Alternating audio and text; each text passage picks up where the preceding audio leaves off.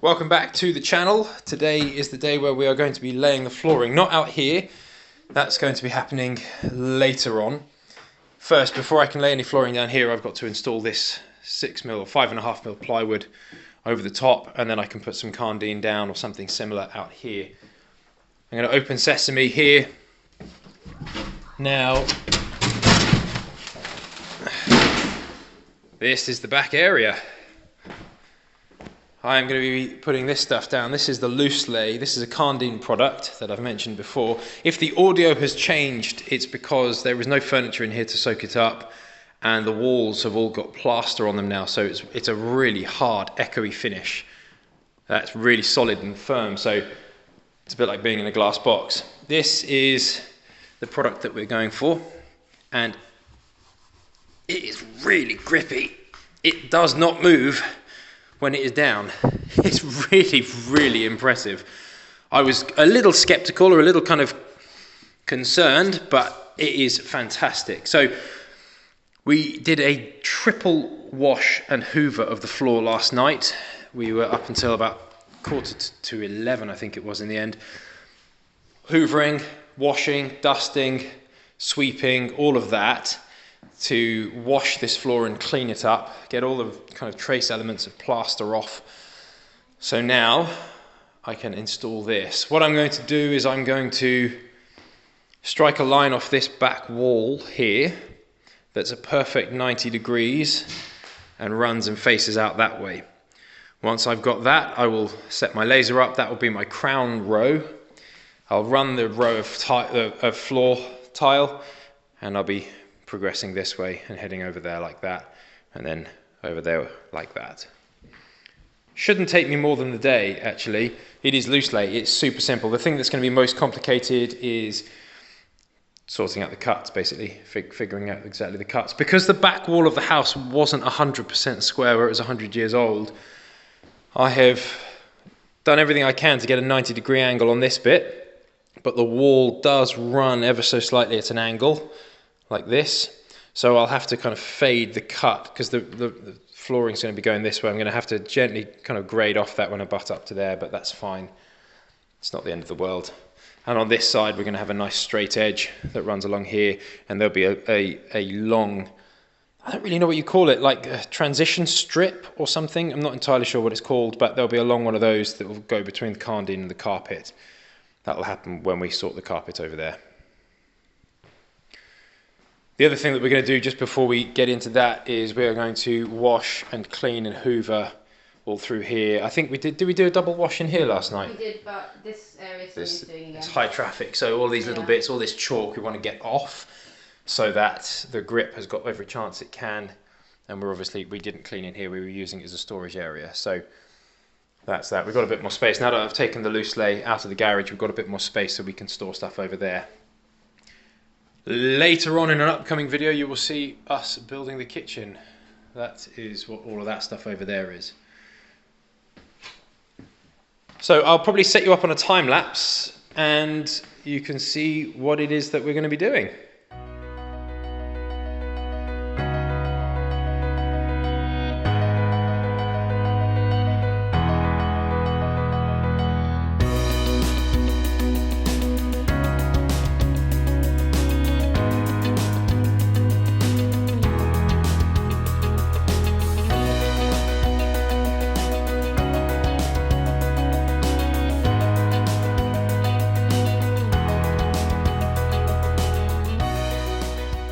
You'll have seen on the time lapse, it's broad daylight and it's a red laser, so I used the master finder to help me catch it, and then I've drawn little lines and marked it along. We're just doing one final wash down of the floor. I've just finished packing in a few little bits here which I had missed off just because it was the end of the row and I couldn't be bothered to cut it, so I've done those. I've glued and screwed that.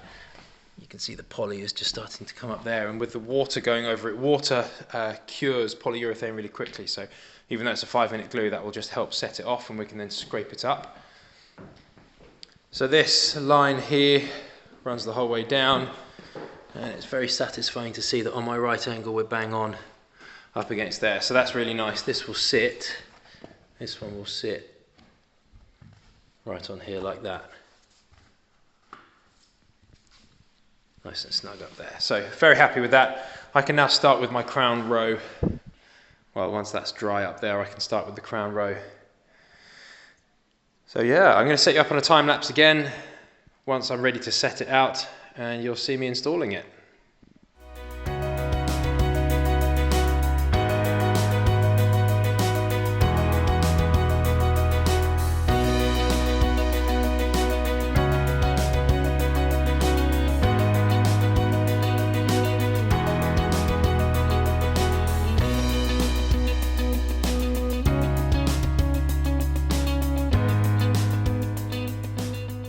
So I've just done the first row just as a test. I started with a full sheet up at the edge here. We're going to be having a little kind of step thing, and I'm going to be putting some more 11mm OSB there, so that'll get covered. I want to show you the reason that I've stopped the time lapse now. Followed my line, that's all fine. The problem is full sheet boards end up with a tiny cut right here at the end, which is not good. It looks poor and it will leave a bad finish at the end, and you have a much more chance of that tiny little board not sticking and coming out. So what we are going to do is we are going to arbitrarily cut down a section of this and move it down, and then we'll have more, or almost a full length board at the other end, and then we've got something to start with for the next row. Just wanted to show you that. I'm going to stick you back on time lapse. Just thought I'd show you, because you don't ever want to end up with these tiny little rubbish mincy cuts, because it's useless. But this as a method for laying down is unbelievably quick. It's really very nice, so I'm really happy with that. So you can see I've made this kind of semi-arbitrary cut here, and then the next full sheet will lap past that and over it, which is great.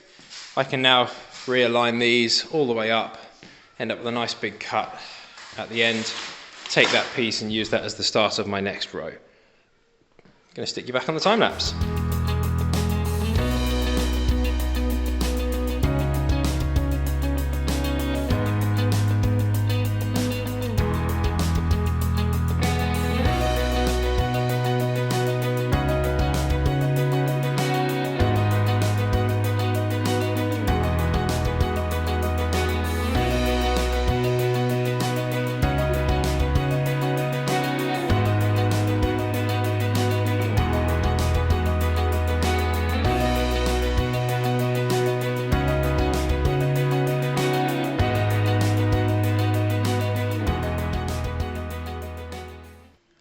So I'm going very slowly with this because, well, I'm not in any rush, to be honest.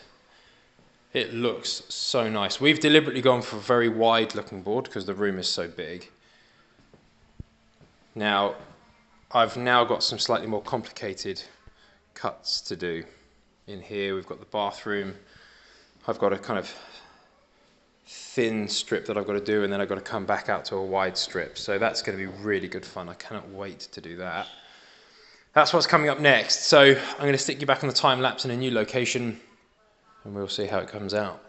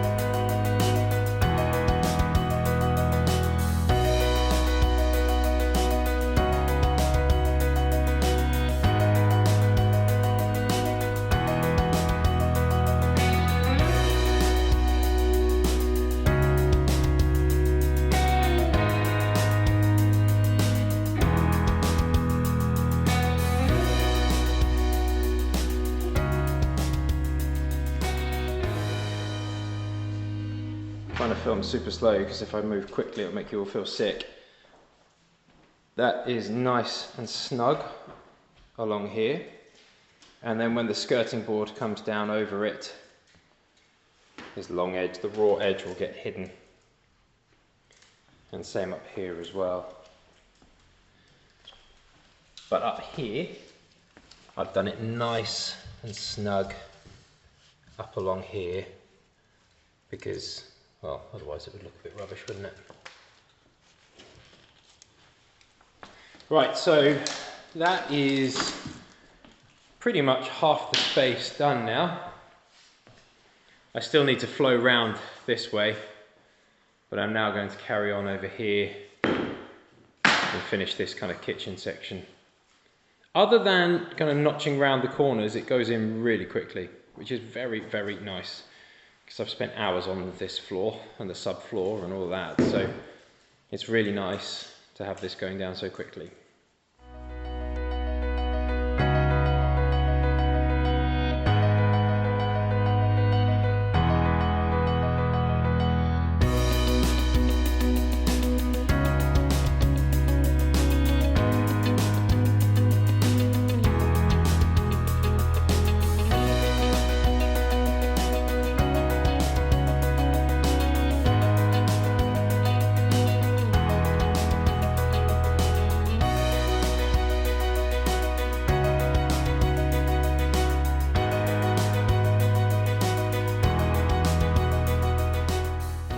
So it's going really, really well, but I have a mistake that I've made, which I don't want you guys repeating. I should have thought about this, and I didn't. Do you see here, I've notched off this much off a full board. Remember that distance. Because over here, I'm missing about that much. Very, very pesky, and there's nothing I can do for it except cut down a thin strip and add it on. If I had just arbitrarily started the middle of my row over by 2 inches, 2 and a bit inches, then none of this would be an issue. So when you are starting your space, if you've got a kind of, definitive width like this, just check it. Now it might be that on the outside of that wall from there, when I end up this row over here, it may well be back there that I don't have to do any cuts. But obviously back there is underneath the kitchen counter, and it makes diddly squat difference because no one's going to see it. It would have been far smarter and far better to have that ending there. Nothing I can do for it now, and I'm not going to lose sleep over it. My kids have made some skis out of the offcuts that I've taken off at the other end of the room. They are all but perfect. So I do actually have these still, and I can keep them. Obviously the skis, won't be skis for much longer.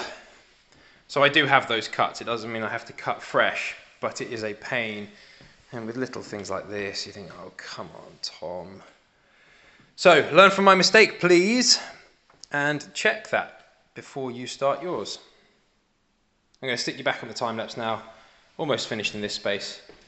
It goes super, super quick, which is very, very nice.